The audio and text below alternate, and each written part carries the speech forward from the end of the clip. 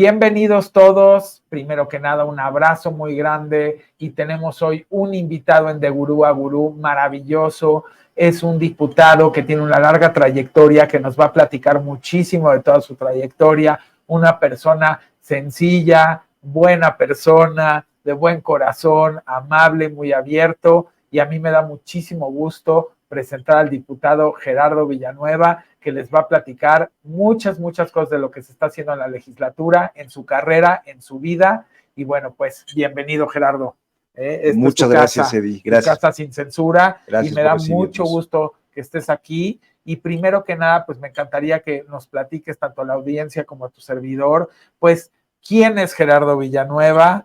¿Qué ha hecho? ¿Dónde nació? Si nació en la Ciudad de México, si nació en algún estado, cómo fue que le surge toda la intención y todas las ganas de participar, yo digo, en servir a los demás, porque quien se dedica al encargo público en las distintas ramas, entornos y vertientes, tiene un sentimiento de servir a los demás. Entonces, nos encantaría un poco, pues, conocer más de ti.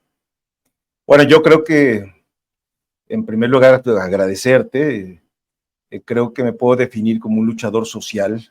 No me gusta la etiqueta de político, aunque no está mal calificada en estos tiempos por toda la labor que está haciendo nuestro presidente, que está buscando revalorar ese oficio tan noble como es el de la política.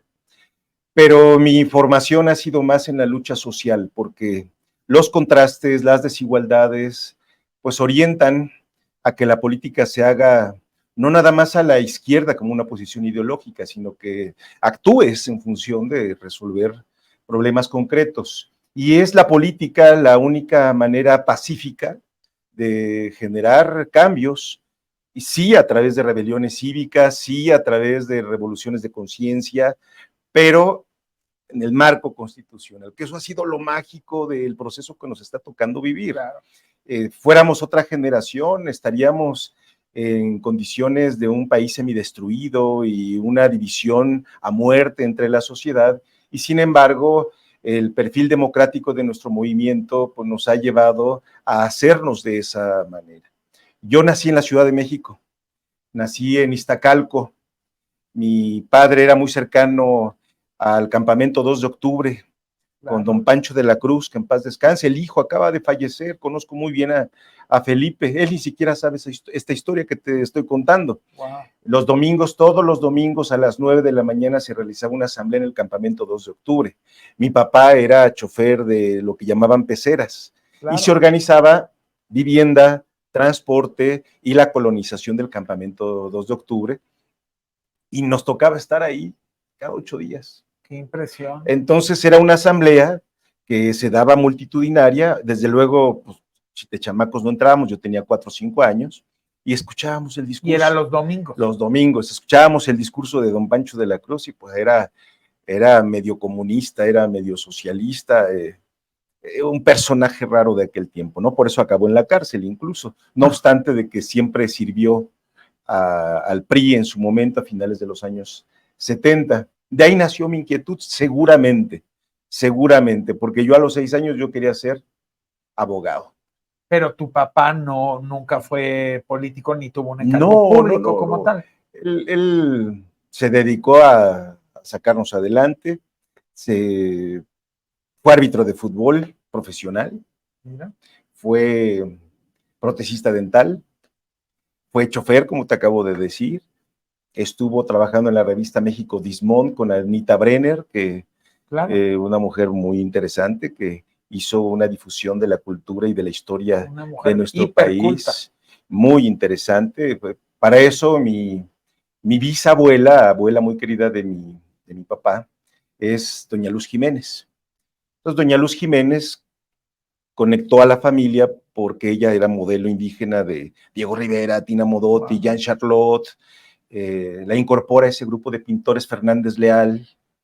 Entonces, imagínate el cariño que le tenemos a Coyoacán. No obstante de que la bisabuela pues, era una mujer que se dedicaba a sobrevivir en lo que podía, porque en su momento pues era la modelo joven y ya después ya no era tan fácil acercarse a ese perfil de trabajo, pero ese antecedente vincula a mi familia con el Partido Comunista. Mira, Entonces, mi papá no era una persona muy instruida en cuestiones académicas, pero él sí entendía que el Estado tenía que hacerse cargo de buena parte de las injusticias de la sociedad.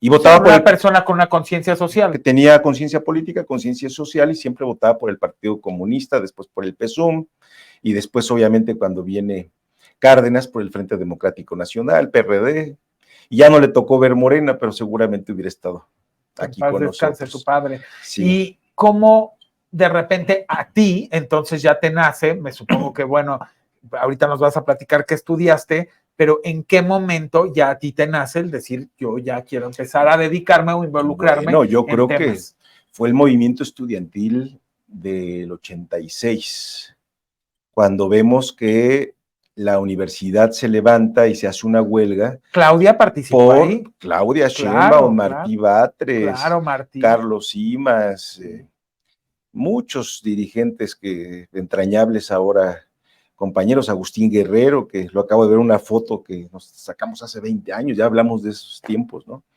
Entonces ese movimiento, yo iba en la secundaria y pues nos impactó mucho, sobre todo porque mi papá, aunque es una persona de izquierda, se enojaba mucho que los estudiantes cerraran la universidad, porque él decía la universidad es pública. Y yo le decía, pues es que los estudiantes están cerrándola porque quieren que siga siendo pública. Claro. Y esos debates en la casa, o sea, Gutiérrez Vivó, muy reaccionario, mi papá le creía sus mentiras y yo con los estudiantes. Y era la época de Miguel de la Madrid. Así es, hago mi examen y el rector José Sarucán me manda mi resultado de admisión a la prepa 5. Wow. Imagínate, llego y lo primero que veo es un meeting del CEU, del Consejo Estudiantil Universitario, el movimiento de aquella época. No, pues yo dije, este es mi espacio. Sin embargo, no me involucro del todo con el movimiento hasta quinto de prepa, sexto. Le tenía mucha admiración. Ahora una persona muy cercana al actual jefe de gobierno, Alejandro Gil, era un personaje que daba un meeting, juntaba a cientos de estudiantes, entre ellos yo, y a un lado los porros amenazándolo de que le iban a deshacer la cara, ¿no? Y nunca se amedrentó. Yo siempre me quedé con esos ejemplos de lo que era la política, la lucha social, y ya es hasta la Facultad de Derecho con Martí Batres, porque yo decido, al final, estaba entre psicología, historia y derecho, pero decía, derecho creo que me va a permitir comer nada más de hacer algún trámite jurídico, claro. Y pensé eso de manera prioritaria. Y también porque creo que el derecho ayuda, si se usa de manera profesional, de manera adecuada, al pueblo, no necesariamente al poder. Y las facultades de Derecho de América Latina enseñan a que el abogado sea un operador político. Por supuesto. Un operador que conserve las condiciones sociales y en el movimiento de la 4T hay muchísima gente que estudia Derecho. Ahí está el doctor Monreal, ahí está tantas personas que tenemos en diferentes frentes del mismo movimiento que han estudiado Derecho. Yo me imagino que tiene también mucho que ver con la sed de esta justicia. O sea, si eres una persona que traes en tu DNA justicia social, lucha social, te tiene a fuerzas que atraer todo el tema del derecho, yo creo. Es un poco, bueno, creo que era justamente por eso estabas en la disyuntiva de la psicología, el derecho, porque todo tiene que ver con, ¿no? Con la persona. Pues también la sed y la necesidad de justicia, pues se vuelve, ahora sí que tiene dos connotaciones la palabra, se vuelve un derecho, ¿no? ¿Por qué? Porque todo mundo lucha por sus derechos. Te voy a contar algo que platico poco, pero no es razón de avergonzarme. En los Culhuacanes de Coyoacán, ahí crecí, llegué muy joven, de 7 años, y los niños con los que jugaba fútbol, canicas, de pronto se empezaban a involucrar en cosas indebidas. Y esos eran mis amigos. Y yo iba creciendo viendo cómo algunos sí cometían errores, pero también era el tiempo, ¿te acuerdas de las racias? Claro. De la policía montada. Los 70. primero te golpeo y te entambo y después averiguo si fuiste. O te desaparezco. Ni siquiera eso, porque servíamos para sus números. De pronto era llevarse muchachos Detuvimos a tantos. Así es, dar la nota Justificar. y de paso les saco un dinero en la extorsión. No, era una cosa tremenda. Y no te miento, había vecinos que de pronto sí se empezaban a portar ¿Qué era, la mal. época de Durazo? Era la época del 86, No, 87. ya Miguel de la Madre, ya estabas tú más grande. 86, 87. Yo todavía me acuerdo cuando Pedro Peñalosa, que era asambleísta, decía las 10 colonias más peligrosas de la ciudad y nombraban la mía, ¿no? CTM Culhuacán, una cosa tremenda. Y esa fue una de las razones últimas por las que yo me convencí que tenía que ser abogado, porque no era posible que por pobreza muchos vecinos que no tenían nada que ver en las cosas que les achacaban, eran los que terminaban en el reclusorio Oriente o Sur. Solo para cumplir con la cuota. Y los que de veras se portaban mal estaban, pues ya sabías dónde estaban, qué vendían y a qué se dedicaban, porque ¿no? aquí en la entrevista, tanto digo, tu servidor como la audiencia pueden empezar a ver de dónde nace la inquietud. ¿Qué es lo que a mí me gusta siempre preguntarle a alguien cuando conozco a lo que se dedique? Bueno, ¿cómo es tu paso por la vida que llegas al punto de que empezaste a desarrollar estas inquietudes y a dedicarte a lo que te dedicas? Y casualmente todo mundo tiene una historia de un cúmulo de razones y de vivencias que le fueron despertando la inquietud a qué dedicarse. Entonces, en tu caso, pues yo creo que tienes desde el tema de los domingos con las reuniones que había con el campamento 2 de octubre, sí. Luego también un poco con tu bisabuela, luego también un tema con todo lo que empezaste tú ya con un poco más de conciencia, ya con más edad, a ver todas las injusticias que había, luego entras a la Prepa 5, luego entras a la UNAM, luego el movimiento del 80, o sea, ahí vas construyendo eso. El primer día llega Martí Batres con el colectivo de estudiantes de Derecho a darnos la bienvenida. Digamos. Imagínate nada más. ¿Qué tiempos? Obviamente dices, pues, aquí está el movimiento, claro. Aquí está el CEU, y ahí nos metimos. Y mira, hoy jefe de gobierno. Hoy jefe de gobierno. A mí me da mucho gusto porque yo me siento muy identificado con su forma de hacer política.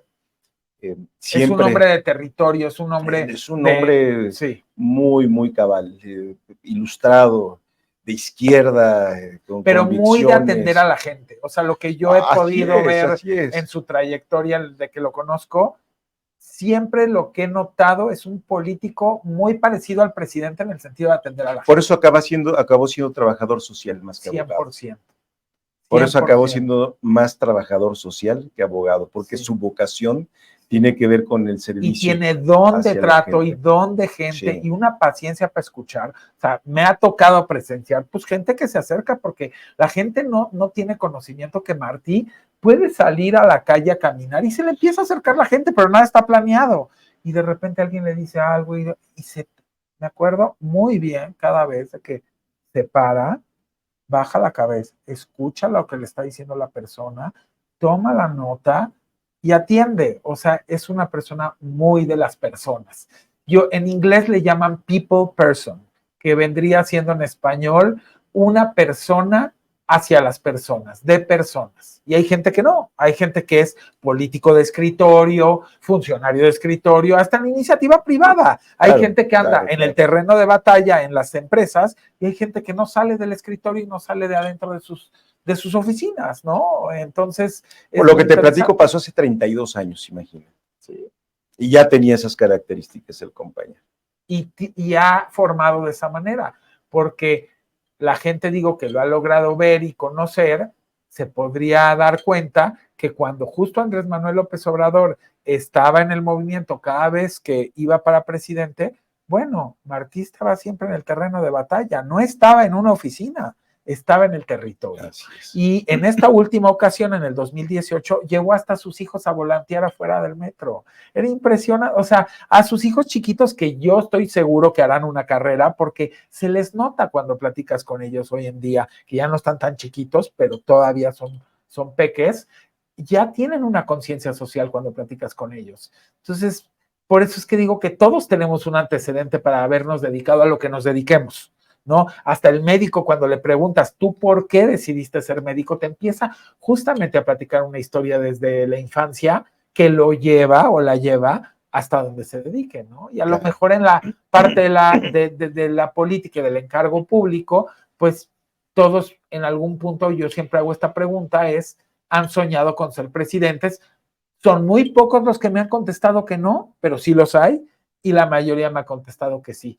Yo te preguntaría a ti, ahorita nos vas a platicar, has sido legislador 4 veces, ahorita nos platicas más o menos en qué años y también sería muy interesante conocer cuáles han sido tus iniciativas, tanto las actuales como las que presentaste, y también cómo te ves, o sea, cuando finalmente haces esta carrera en el encargo público, ¿cómo te ves? ¿Te ves continuando siendo legislador? ¿Te ves dando un brinco ya hacia a lo mejor alcalde, gobernador? ¿Te ves algún día como presidente? ¿Por qué no nos platicas un poco de cómo es que llegas la primera vez a ser legislador? Y de ahí, pues, irnos para el real. ¿Y a qué edad?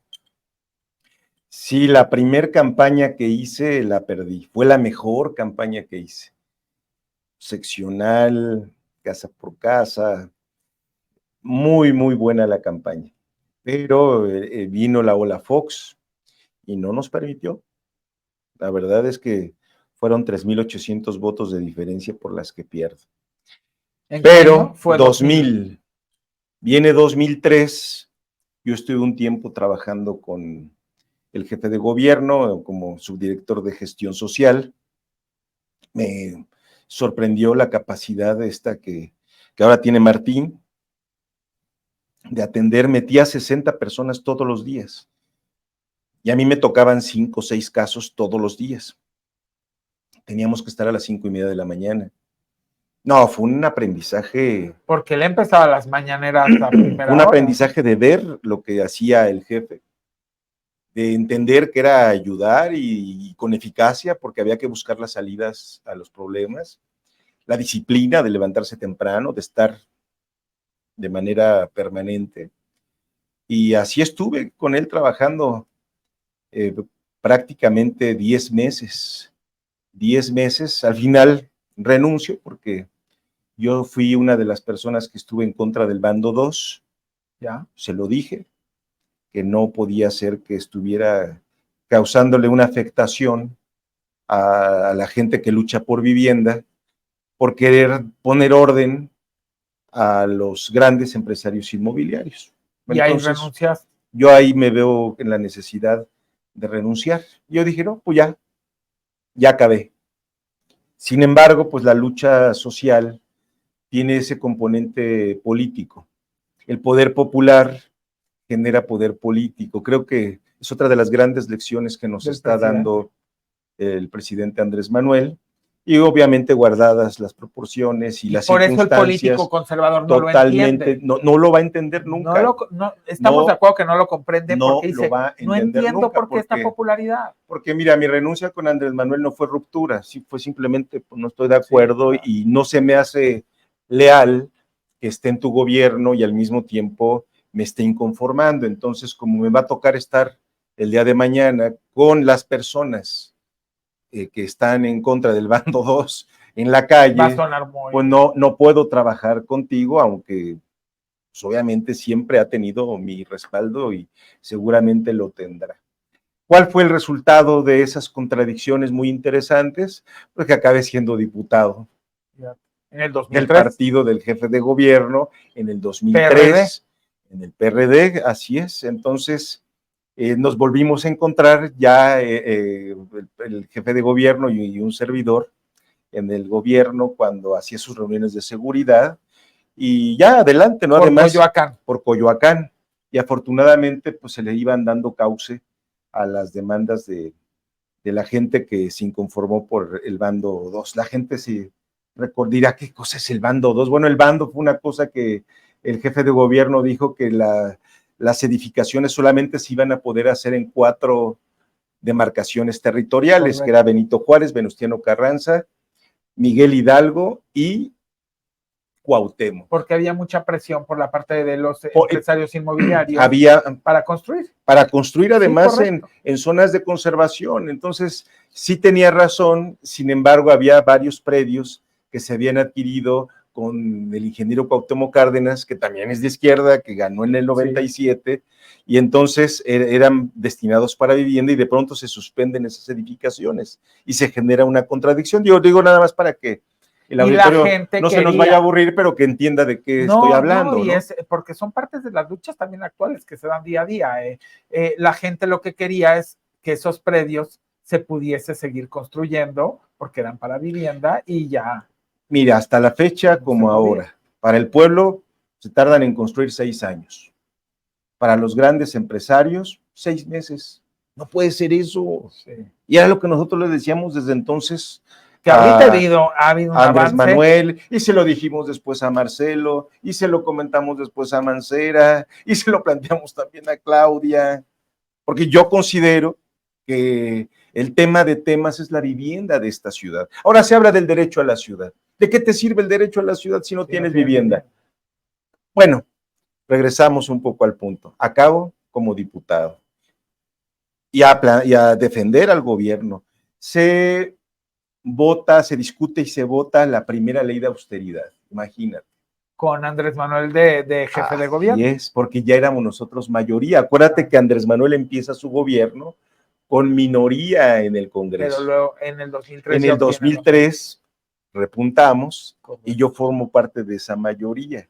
Entonces veo el paquete de leyes, la ley de autonomía de la Universidad Autónoma de la Ciudad de México, la ley de austeridad, que esa para mí era una cosa porque la UAM no era realmente autónoma.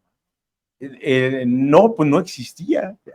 La UACM la hace en ese momento el licenciado Andrés Manuel. Porque no igual que las 16 preparatorias, porque el discurso era, no puede ser que desde 1971 no se haya construido otra preparatoria más en la ciudad. Y Andrés Manuel en su periodo de gobierno hace 16, y también la Universidad Autónoma de la Ciudad de México. Pero fíjate qué interesante, porque esto que traes a colación justamente confirma lo que los opositores se la viven atacando, que él no estaba preocupado por la educación. La mejor prueba está en que justamente cuando fue jefe de gobierno fue el que decide que haya la Universidad Autónoma de la Ciudad de México y construir más prepas. Entonces, para el que quiere el discurso barato de que no es proeducación, con eso finalmente es un tapadón de boca sin tener que tener ningún otro tipo de discurso álgido. Es, si tú estás hablando de una persona que no es proeducación, explícame por qué llegó a jefe de gobierno en la Ciudad de México y se preocupó y se ocupó por hacer una universidad y por abrir más prepas. Creo que eso es lo que nos está faltando en el debate, y por eso me gustan estas entrevistas. Comunicar de mejor manera, que en eso tú eres, la verdad te admiro en eso, porque eres muy, muy puntual para decir las cosas, y quizá los políticos, a los luchadores sociales, nos falta más comunicar, pero incluso nuestro presidente, creo que al momento de decir los aspiracionistas, no, yo pienso que es una crítica al que aspira a lo que él llama lujos baratos, pero el pueblo de México, por supuesto que aspiramos a ejercer todos nuestros derechos. Pero si estás hablando de vivienda, aspiras a tener vivienda en la ciudad. Aspiramos a tener acceso a la cultura, aunque sea caro el teatro, al deporte, aspiramos al turismo, claro. ¿Por qué no? Claro. Aspiramos a calidad de vida. Bien, a ver, así es. Yo creo que el presidente lo ha explicado. La izquierda no es distribución de pobreza, es distribución de riqueza. Es calidad de vida. Y a mí mucha gente me pregunta, oye, Eddie, ¿por qué te enamoraste tanto en el proyecto cuando realmente por muchísimos años viviste engañado como muchos más en un noticiero de la mañana y en uno de la noche, porque pues era ley, los medios estaban sesgados?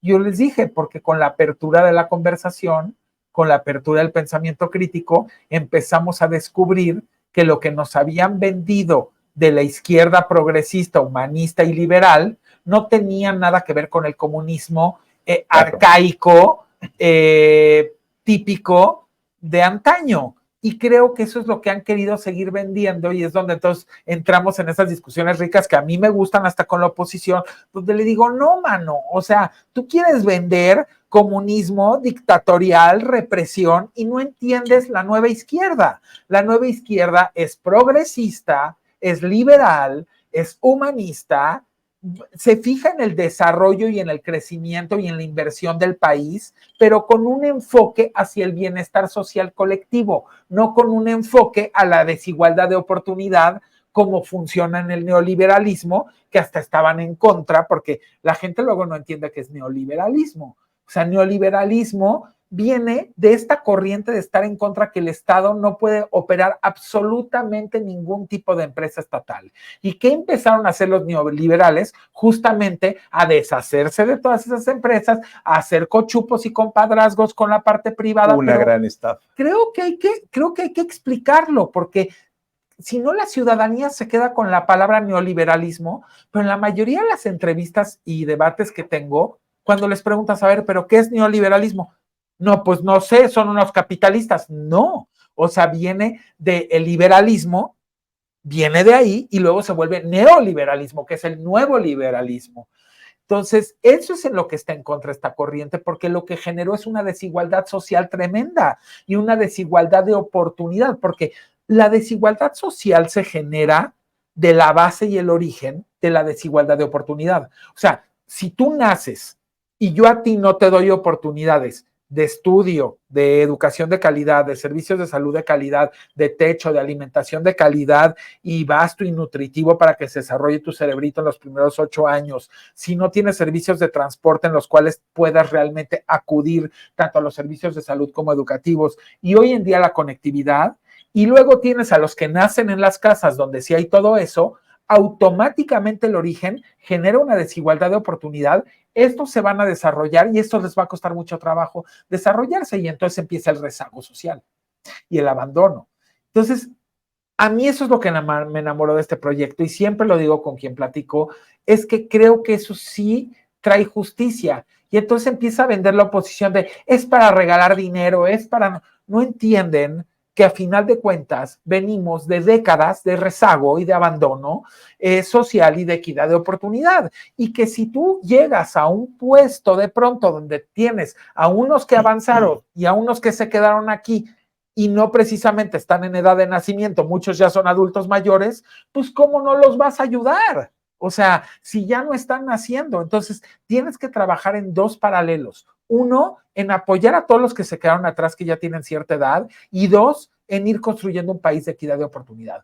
Por eso se genera el desarrollo y la inversión. Entonces luego critican a Andrés Manuel y dicen, ay, pues no, que muy izquierdista, y entonces ¿por qué sí se lleva bien con los empresarios? Y entonces ¿por qué sí está trayendo inversiones? Y entonces ¿por qué sí está haciendo proyectos de infraestructura? Pues porque el señor entiende perfectamente bien que el país debe de crecer, debe de desarrollarse, pero ahora con un enfoque de bienestar social y de equidad de oportunidad, no con un enfoque de lo reparto en 5 personas. Y entra el papel del Estado, porque un gobierno de izquierda democrática permite que las fuerzas del mercado sigan actuando, porque para la izquierda actual es muy importante la libertad por encima de la igualdad. Pero esas contradicciones que se orientan en la sociedad hacia la desigualdad, solamente es el Estado el que las puede resolver. ¿No? Un Estado que los neoliberales buscaban desmantelar. Y que eran represores. Y entonces, fíjate, regresando a mi primer diputación, este órgano legislativo recibe una iniciativa de Andrés Manuel López Obrador, jefe de gobierno, para la pensión universal para adultos mayores de 70 años. ¿Quién crees que tomó la tribuna para impedirlo? El PAN. El PAN. Pero yo creo que es como 2 más 2 es 4. No, hombre, ya. Y sale de pronto Fox y los panistas a decir que ellos la inventaron. Cuando en ese momento yo te puedo dar testimonio junto con los compañeros de esa legislatura, llegaron a la violencia, a irrumpir en la tribuna, a querer oponerse a una iniciativa con estas características pero si no caché el audio con el tan video. humanitarias. Pero si no caché, olvídate de que alguien dijera, ah, ellos lo están diciendo por algo, por la historia. A ver, en el momento en el que tú ves hace un mes en una entrevista a Fox pidiendo que se quiten las pensiones, pidiendo que se quiten todos los programas sociales, automáticamente él solito, ahora sí se hizo harakiri.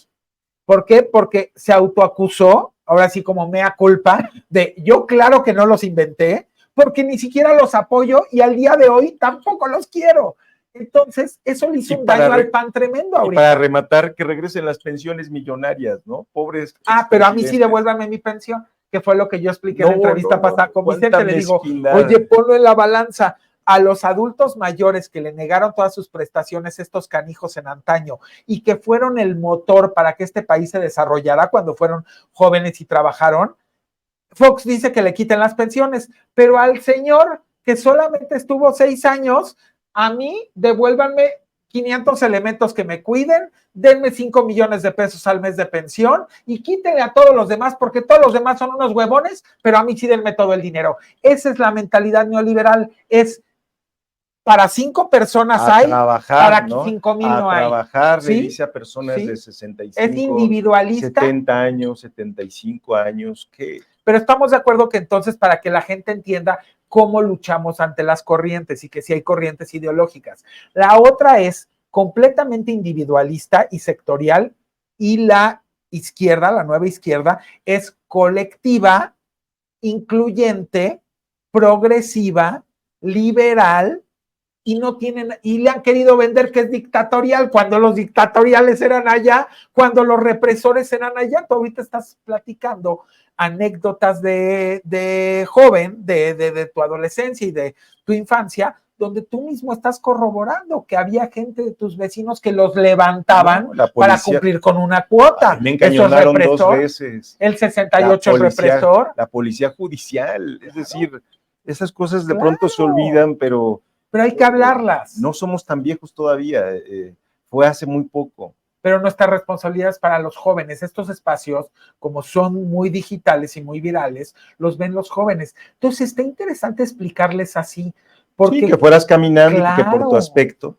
Para que la gente pueda entender, porque a veces siento, y le digo mucho esto a mis amigos los políticos, no seas tan político, siempre les digo, háblales más cercano, explícales, porque si tú sales a dar un discurso muy estructurado, el joven que no vivió en esa generación no te va a entender por qué.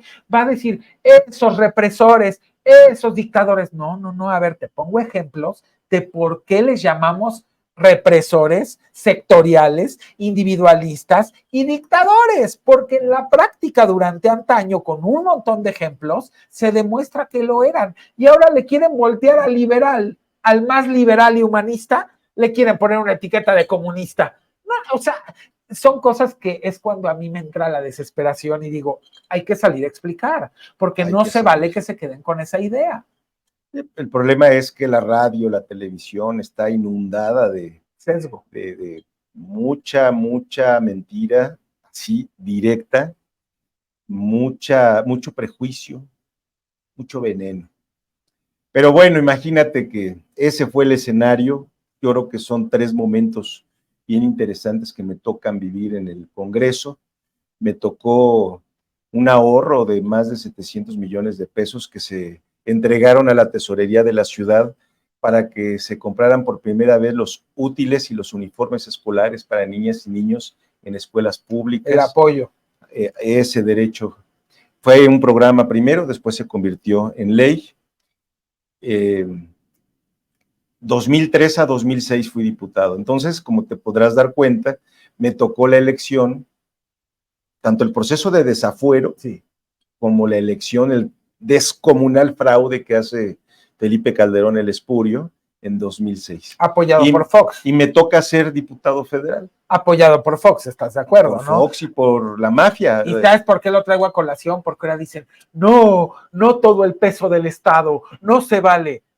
Es que todo de lo que se quejan, que quieren, como si fuera espejito me reflejo, como cuando éramos niños y nos contestaban así, cuando alguien te decía, tú estás muy feo, o no sé qué, espejito me reflejo. Haz de cuenta que yo veo un espejito me reflejo, porque dicen, es que va a ser una elección de Estado. Señores, los que hacían las elecciones de Estado son ustedes, los que imponían son ustedes, los que perseguían son ustedes, los que reprimían son ustedes, los que agarraban el dinero del Estado para generar todo un aparato de compra de tinacos y de despensas de frijol con gorgojo, como bien decía el presidente, y de todo lo demás, son ustedes. Entonces ahora resulta que llegan los que sí hicieron las cosas derechas, que llega un presidente que no tenía poder cuando llega, porque analicemos, esa es la diferencia de cómo ganó Andrés Manuel en el 2018.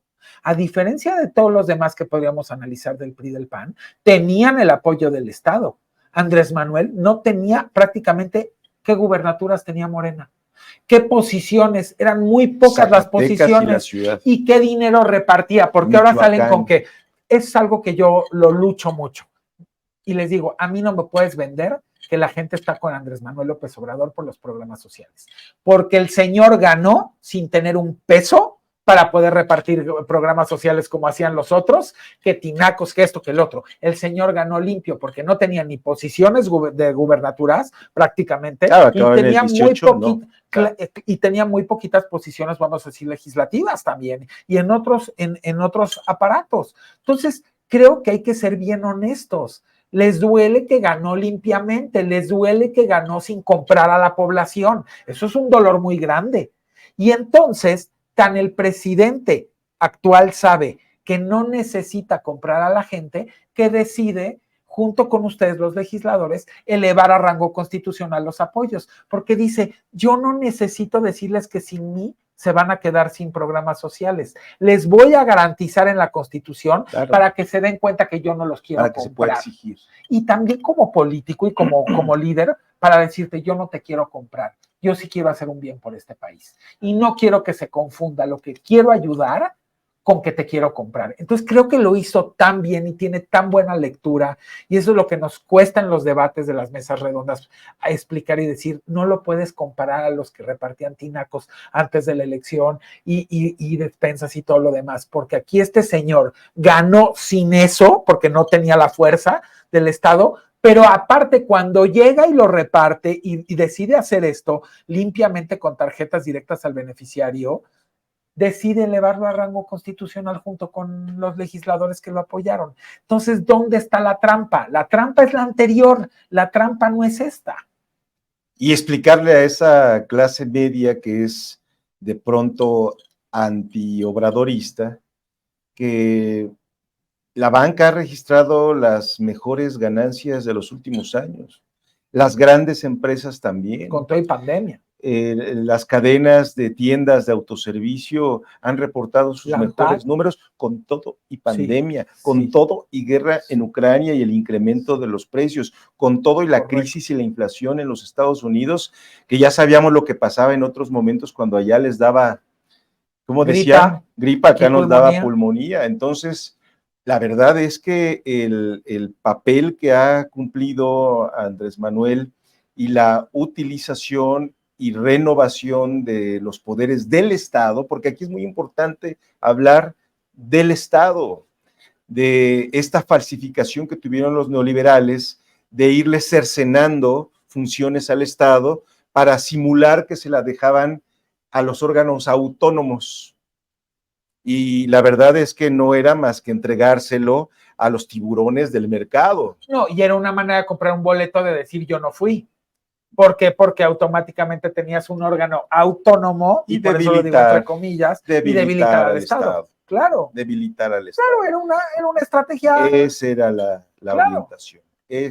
Y Andrés Manuel llega a tiempo, o el pueblo de México llega a tiempo para poner en ese sitio. Yo más que debilitar le he puesto esta etiqueta, secuestrar al Estado. Sí, claro. Secuestro. No, pero en todos lados donde voltees, el papel del INE es, digamos, que el más escandaloso, pero ve el Poder Judicial. Bueno, mira la Universidad Nacional Autónoma de México, ahora que se está renovando, pues es el refugio. La rectoría. Es el refugio del priismo. Y vean la diferencia de un presidente que agarra y sale y dice, yo no me voy a meter.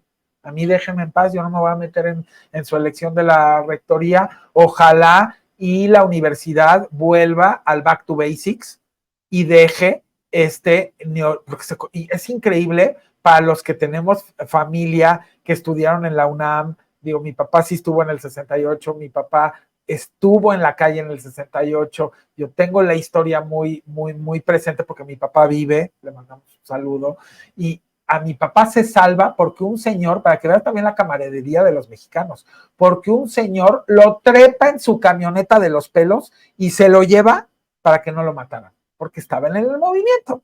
Entonces, o sea, los que creen que esto es como una historia de ficción donde agarraron a los estudiantes y los desaparecieron y los mataron y los hicieron mil cosas, eso es represión.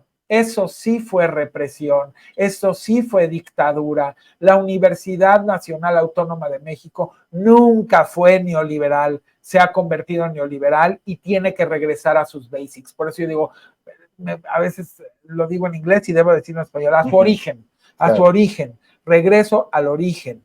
¿Por qué? Porque esa casa de estudios, y esa casa de estudios fue una fábrica de ideas y de movimientos sociales a favor de los colectivos, y todo eso se ha diluido. O sea, aunque podría haber muchas personas que dijeran, es que en esa universidad de repente había levantamientos y de repente que estudiantil, casualmente eso hizo mucha presión a que este país fuese cambiando.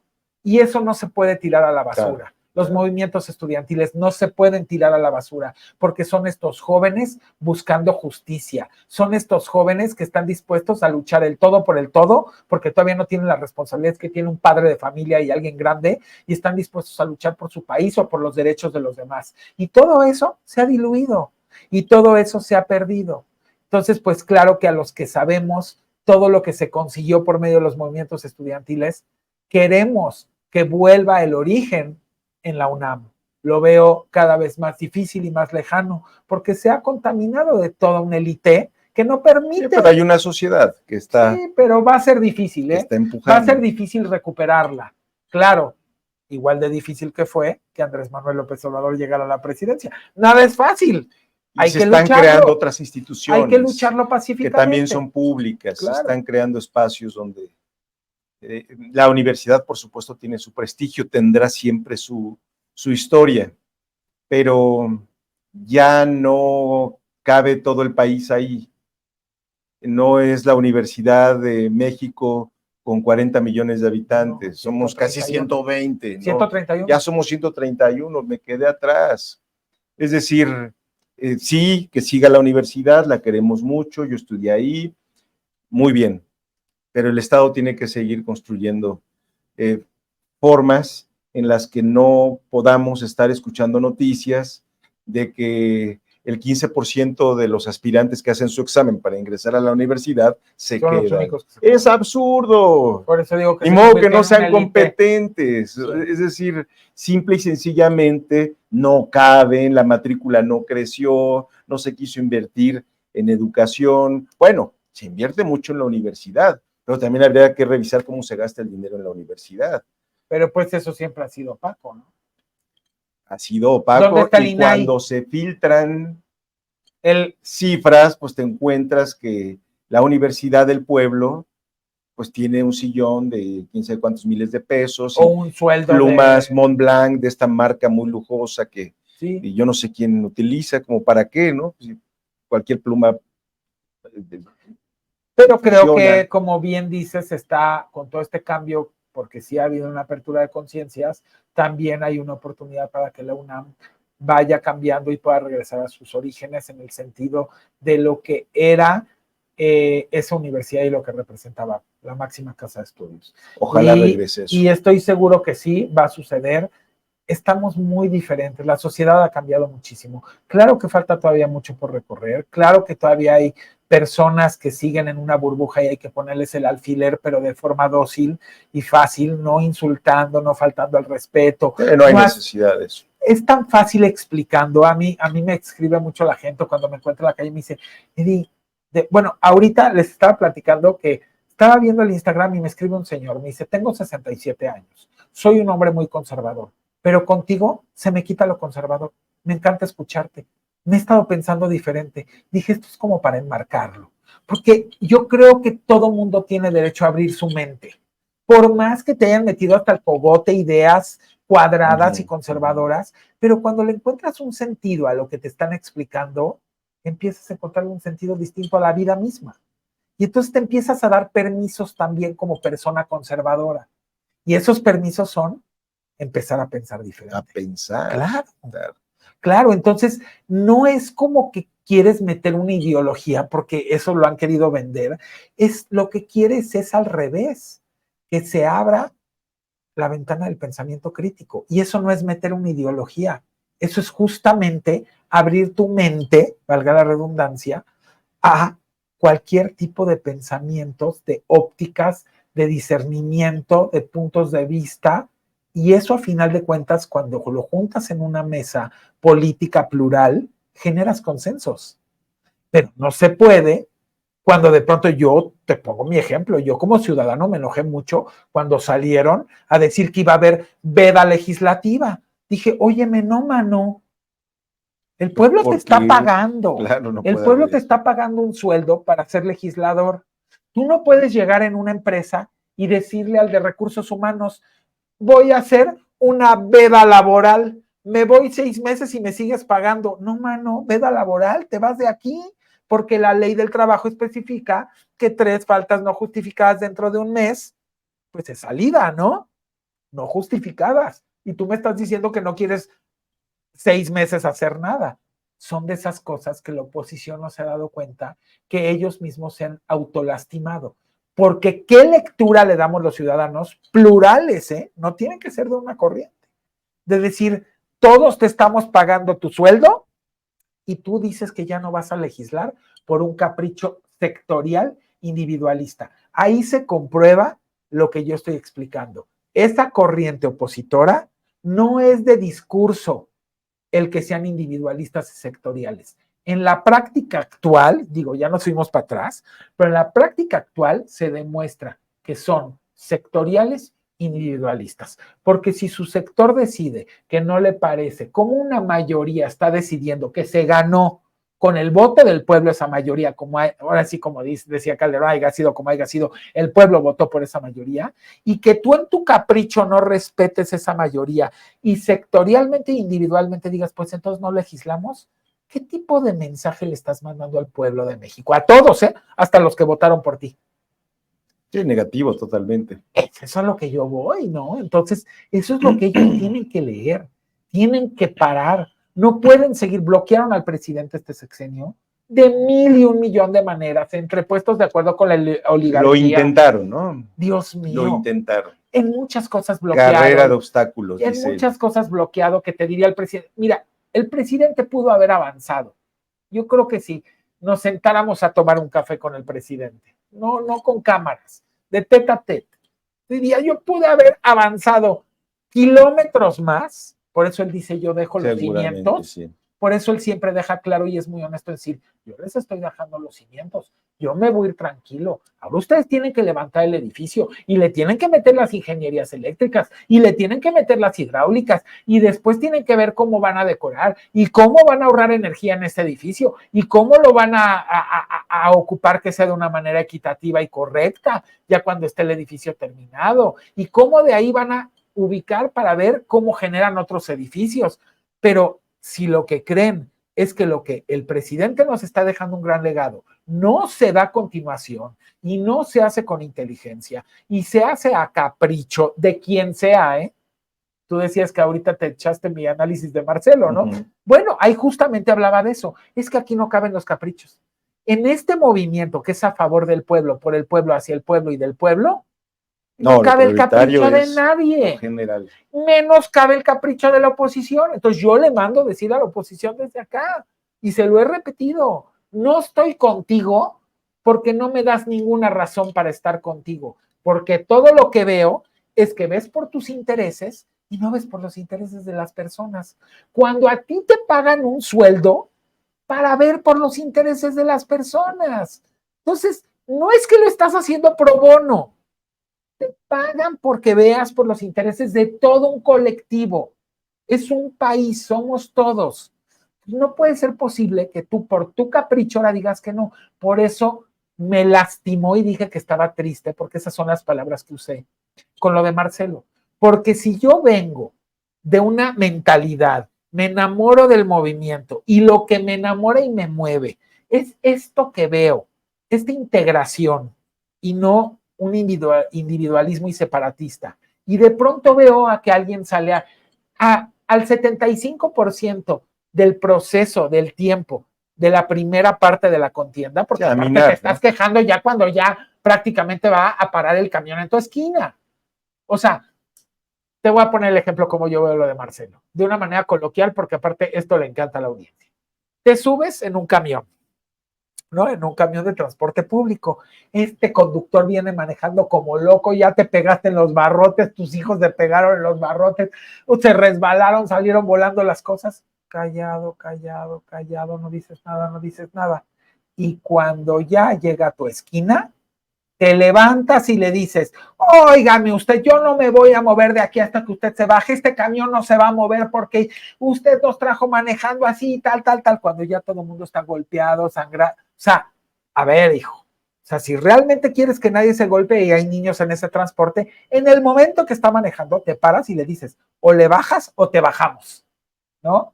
Entonces, yo lo que creo es que en la desesperación del capricho de ver que ya a final de cuentas pues no la ganó, y lo digo con toda honestidad, porque creo que hay que hablar las cosas a calzón quitado. Entonces ahora vamos a buscar 1,000,000 de pretextos para ver de qué manera boicoteamos o intentamos boicotear. Pero yo le hago la pregunta, y digo, me encantaría también tu punto de vista, yo le haría la pregunta a Marcelo, oye Marcelo, pero tú cómo te vas a quejar si tú la primera regla la fuiste y la violaste y tu primera entrevista fue con López Dóriga? A. B. Marcelo, tengo fotos de toda la República con espectaculares tuyos, con bardas, con papeles pintados. Efectivamente, las de él no eran pintados, eran con papeles pintados. Perdón, pegados, papeles pegados. Sí. ¿En qué momento? Y otra. Y luego te saltas las reglas porque presentas proyectos cuando el INE tiene prohibido que presentes tu plan de seguridad, que presentes tu plan de económico, todo lo que fue presentando, y luego para acabarla de amolar, agarras y sales en una presentación pública a los medios con una pared grandota poniendo tu cara con la ley del clero presidente, cuando eso está prohibido, y poniendo a de la que te estás quejando en blanco y negro como la palabra coordinadora. Entonces, ¿por qué si te saltas todas las reglas hasta las del INE? ¿Con qué derecho o con qué argumento vas a salir a quejarte, mano? Porque para quejarte tienes que tener los pelos de la burra en la mano. Y él no los tiene.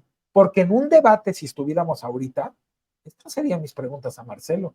Ok, Marcelo, ya te escuchamos todas tus quejas, pero dime en qué momento tú realmente te apegaste al proceso y al procedimiento y podrías tener derecho a quejarte.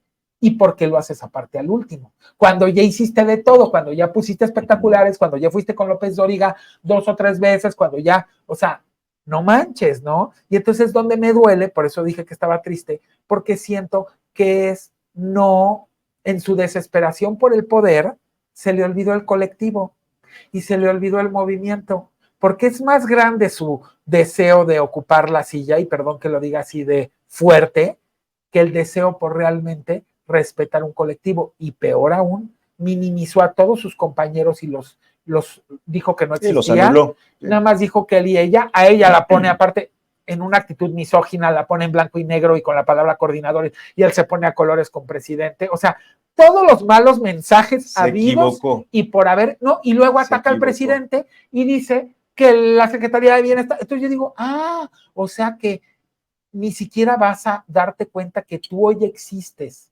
en esa contienda gracias a que el presidente es un hombre democrático y decidió abrir el proceso a quien quisiera subirse y de una forma democrática. O sea, ni siquiera le vas a respetar eso al presidente. Que tú existes y tú tienes ese micrófono hoy, esa oportunidad, gracias a que tuviste un presidente que no hace dedazos.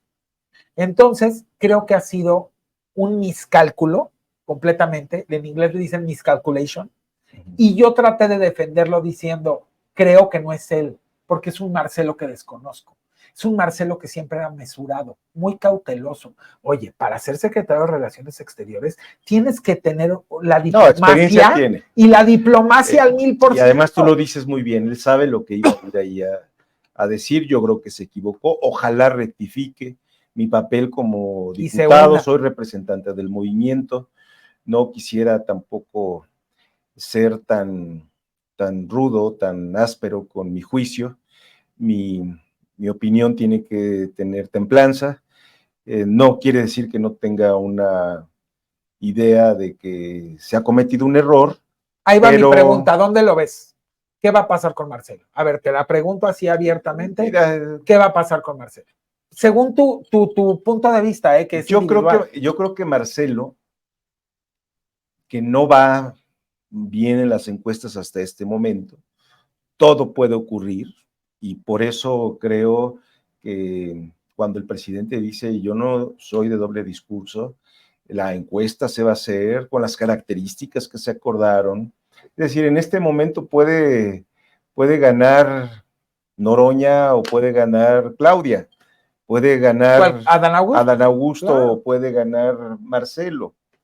Entonces, si no gana la encuesta Marcelo, pues yo lo veo dialogando con el movimiento. Y integrándose. Buscando una salida. Creo que también es un cálculo que él hizo generar este señalamiento para evitar, desde su punto de vista, algunas conductas que él cree que se están realizando. Tampoco probó nada. Entonces, sí fue temerario, sí pone en riesgo la unidad del movimiento, sí desilusiona a muchos. Y la legitimidad del proceso. Desilusiona a muchos que ven en él precisamente todo lo contrario. Es decir, no hay necesidad de hacer ese tipo de cosas. Aparte, yo por eso creo que se equivocó. ¿No te parece que porque va en contra de su esencia? Le quita legitimidad al proceso y eso no se vale. Parece que busca minarlo. Sin embargo, al final anuncia que sigue, y al siguiente día dice, yo voy a seguir en el movimiento. Entonces, cuando él dice, yo voy a seguir aquí en el movimiento, pues yo creo que va a haber diálogo y se va a establecer un no llegase a ganar. Si no llegase a ganar. Tú lo ves que se quede y se integra. Yo lo quiero ver con nosotros. Yo lo quiero ver con nosotros. O sea, es tu deseo, claro. Yo deseo que se quede con nosotros Claudia. Todos. Marcelo, el señor Adán Augusto, Manuel, Noroña, Ricardo Monreal, claro. Mi tocayo Gerardo Fernández Noroña, Velasco, el Güero. Claro. Yo quisiera que todos se quedaran. Porque eso fortalece. Yo creo que todos, es que la historia es más grande que cualquier capricho. El tamaño de la tarea, de la misión, nos rebasa como personas. Tú me decías hace rato, ¿dónde quisieras estar? Pues yo quiero ser alcalde. ¿Quieres ser alcalde? Yo no sé si quiero ser presidente, pero yo soy más de poder popular, más de trabajo comunitario, y creo que el único poder ejecutivo que a mí me pudiera seducir es el primer nivel de contacto con el pueblo, que son los gobiernos municipales, en este caso en la ciudad, las alcaldías. ¿Te vas a lanzar? Esa es, digamos, que el lugar donde yo me ubico. Si me preguntas dónde quisieras estar. Desde luego, al igual que los aspirantes actualmente a ser coordinadores de nuestro movimiento a nivel nacional, pues lo decide el partido. ¿Y cómo lo decide el partido? Pues con una encuesta. Si yo trabajo todos los días, estoy viendo a mis electores todo el tiempo, nada más te doy un dato para que te des cuenta que es de pronto una locura en la que yo decido estar. 2,400 asambleas. 2,400 wow. Asambleas. Claro, el espacio legislativo puede ser un espacio de comodidad, y me la podría pasar a toda madre. ¿Haciendo qué? Eso que te estás imaginando. O peor, ¿no? No. Yo creo que podríamos estar tranquilos, haciendo lo que hace un diputado, las reuniones, no digo que no sea importante, pero la gente de Coyoacán me transformó. En el momento en el que te dicen, es que piden el voto y nunca regresan, Eso lo Ah, pues eso sí te cala desde la propia campaña. Ah, no, pues vamos a regresar. Órale, vamos a hacer el módulo itinerante, que el diputado sirva de algo, que regrese el módulo con todo y diputado. Y ahí vamos. Y cuando regresamos a los primeros 20 puntos, la gente decía, pero ¿cuándo lo vamos a volver a ver, diputado? Digo, no, hombre, pues ustedes quieren un diputado de cabecera. ¿Sabes qué decidimos hacer? Comités de gestión y lucha, con una agenda en la que abordamos agua, servicios públicos en general, seguridad y vivienda. Esos 4 temas fueron los que nosotros planteamos. Y entonces, pues no se trata de hago el comité y hasta nunca. Hicimos 74 comités de gestión y lucha. Y es estarlos viendo por lo menos una vez al mes. Al principio los veíamos cada 8 días. Wow. Después cada 15 días. O sea, eres después un diputado de territorio, mucho más que de curul. Me parece que la única manera en la que este movimiento pueda mantenerse es el día en que cada funcionario de la 4T entienda que el escritorio y lo que se planee y lo que se ejecute es muy importante, pero si hay un divorcio entre la administración, el servicio público y la población, perdemos, porque entonces ese vaso comunicante que no tenemos en el aire, que no tenemos en la televisión, que no tenemos en el radio, la podemos reconstruir abajo. ¿Cuántos militantes estamos en una posición de decisión? ¿Cuántos militantes ahora son parte de los gobiernos municipales, locales y del gobierno federal? Claro. Buenazos, buenazos. Bueno, yo le diría al Fisgón, con todo respeto, la mejor escuela de formación política es salir a la calle y escuchar 100%. ¿Qué le duele a nuestra 100%. gente? Y eso va a hacer crecer a nuestros jóvenes, a nuestra militancia. Te lo digo como antropólogo social. ¿Sabes lo que hago todos los días? Hablar con la gente, porque la gente se acerca, tiene uno la bendición que se acerca. Cuando te empiezan a platicar, hermano, ya me pasó, tú me preguntaste cuántas veces has sido diputado. Pues llevo 4, claro. Puedes pensar en eso. Claro. Y la primera vez, ¿sabes qué? Con la arrogancia de la juventud, tal vez, decía, esto es lo que le interesa a la gente, vamos a difundirlo. No, sales a la calle y la gente te dice, no, Gerardo, este no es el tema, claro. Es este y este otro. ¿Te vas a lanzar? Y te va cambiando. ¿Te vas a lanzar? O sea, ¿vas a participar para alcalde de Coyoacán? Fíjate que en Coyoacán tuvimos una desgracia de que perdimos todo. El único que gana un distrito soy yo, tu servidor. Es el único. El único. Teníamos 6 diputados. 6 diputados y solamente quedé yo en el distrito 32, que corresponde a los Pedregales de Coyoacán. Entonces, evidentemente que me toca a mí encabezar el proceso en Coyoacán del movimiento, lo que no quiere decir que obligadamente yo tenga que ser el pero también el le vas a meter muy bien a recuperar pero de manera también natural yo levanto la mano, no acostumbro a agachar la cabeza, si me interesa, pero me interesa primero que haya agua, o sea, si me quitan la candidatura y me ponen agua, prefiero que haya agua en las colonias. Yo vivo en una colonia popular. Vivo en la colonia Adolfo Ruiz Cortines de los Pedregales de Coyoacán. Y hay mucho problema. Sabemos el problema del agua en la colonia Adolfo Ruiz Cortines, que tenemos el tandeo desde hace 20 años. Entonces, de pronto nosotros éramos los que reclamábamos hace 20 años tandeo para toda la ciudad, ¿por qué nada más a las colonias que estamos ahí escondidas, arrumbadas en la periferia de Coyoacán? En fin, ese es otro tema. Lo que trato de decirte es que primero lo social, primero las soluciones, porque de nada sirve la política sin congruencia. De nada sirve la política nada más por una disputa de puestos. Eso es lo más aburrido y lo más deleznable. Por eso mucha gente no sigue la política porque cree que es la disputa por el poder y no la entrega. O como no la entrega ciudadanos no por queremos defender entrar. las Por banderas esto. de la gente. A ver, estás diciendo un punto Llego con la gente y importantísimo. me dice, les digo, llego con mi comité de gestión y lucha, oigan, la seguridad, el agua. Sí, Gerardo, sí, todo eso está muy bueno, pero no tenemos vivienda. Así que primero vivienda, segundo vivienda y después todo lo demás. Sí. Y nos estalla un movimiento en la cara.